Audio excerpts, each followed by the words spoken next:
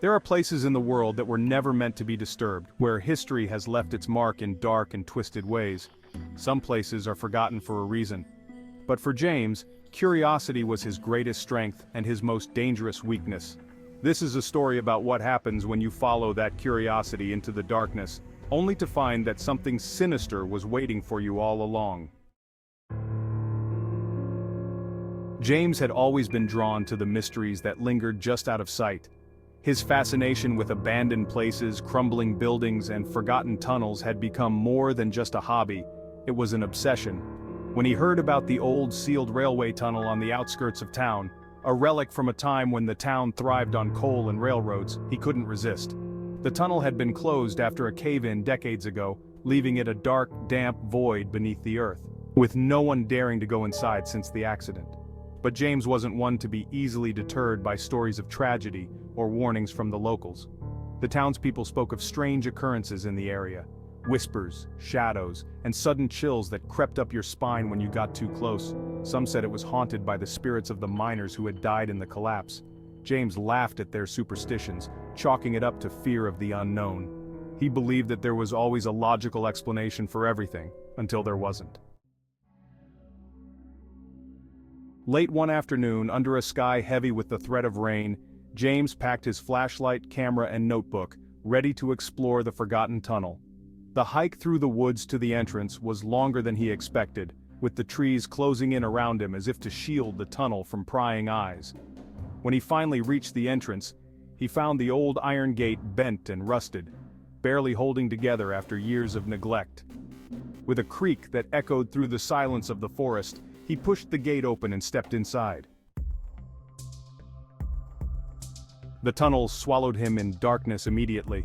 His flashlight beam cut through the thick blackness, illuminating the tracks that stretched ahead of him.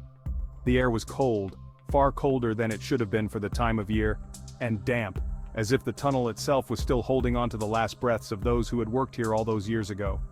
His footsteps echoed unnervingly, bouncing off the walls and creating the illusion that someone, something, was following him. At first, everything seemed normal, if not eerie.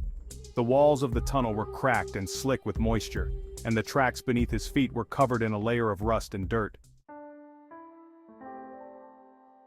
But then, about halfway in, James noticed something strange, a sound, barely perceptible at first, like a soft murmur coming from further down the tunnel. He paused, straining his ears to listen, but the sound faded. He shrugged it off, assuming it was the wind, and continued. Minutes passed and the whisper returned, this time louder. James stopped again, shining his flashlight into the darkness ahead, but there was nothing. He turned to look behind him, but the tunnel stretched out into the void.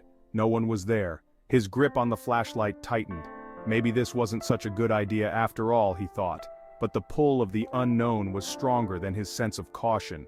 He pressed on, determined to reach the end of the tunnel. The deeper he went, the louder the whispers grew. Now they were all around him, low, unintelligible voices carried on the air. His skin prickled with the sensation of being watched, but when he spun around to check his surroundings, there was only the tunnel, stretching endlessly in both directions.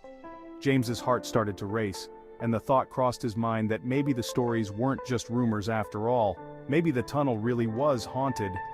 The whispers grew louder still, now so clear that they almost sounded like people talking just out of reach.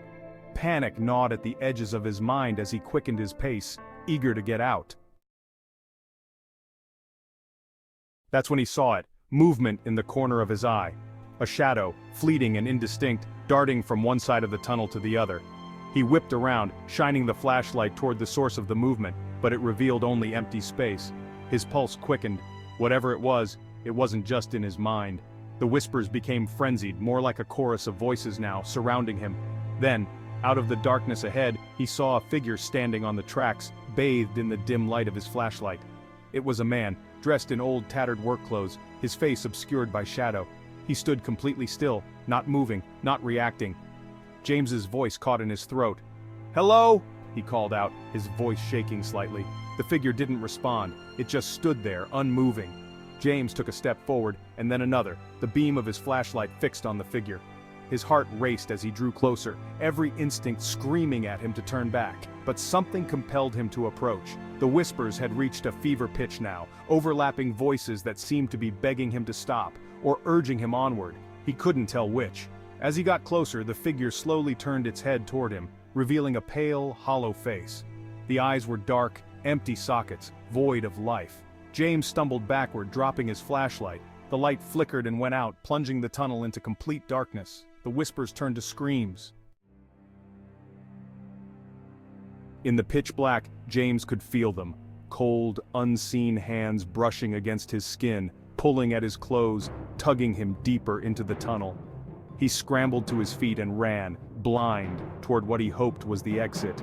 His breath came in ragged gasps, his body shaking with terror as the voices pursued him, growing louder, angrier, as though they didn't want him to leave. Finally he saw it, the faint light of the entrance ahead. With every ounce of strength left in him, James sprinted toward it. Just as he crossed the threshold, the voices stopped. The cold vanished. He stumbled into the clearing outside, collapsing onto the wet ground, gasping for breath. He dared to look back. The tunnel entrance loomed before him, silent and dark, as if nothing had happened. But James knew better. Whatever was inside that tunnel was still there, waiting. Some places are forgotten for a reason. James's adventure into the abandoned tunnel shows us that curiosity, while exciting, can sometimes lead us into the unknown, a place where things that should remain buried resurface. The next time you feel drawn to explore a dark, hidden place, remember this story, and think twice about what might be waiting in the shadows. After all, not everything forgotten is gone, and that, my friends, is the terrifying tale of the shadows below. What do you think was really waiting for James in that tunnel? Was it the spirits of the miners, or something even darker? Let me know your thoughts in the comments below. If you enjoyed this story and it gave you chills, make sure to give this video a thumbs up, hit that subscribe button and turn on notifications so you don't miss the next scary tale. Until next time, remember, not every mystery is meant to be uncovered. Stay safe and stay out of the shadows.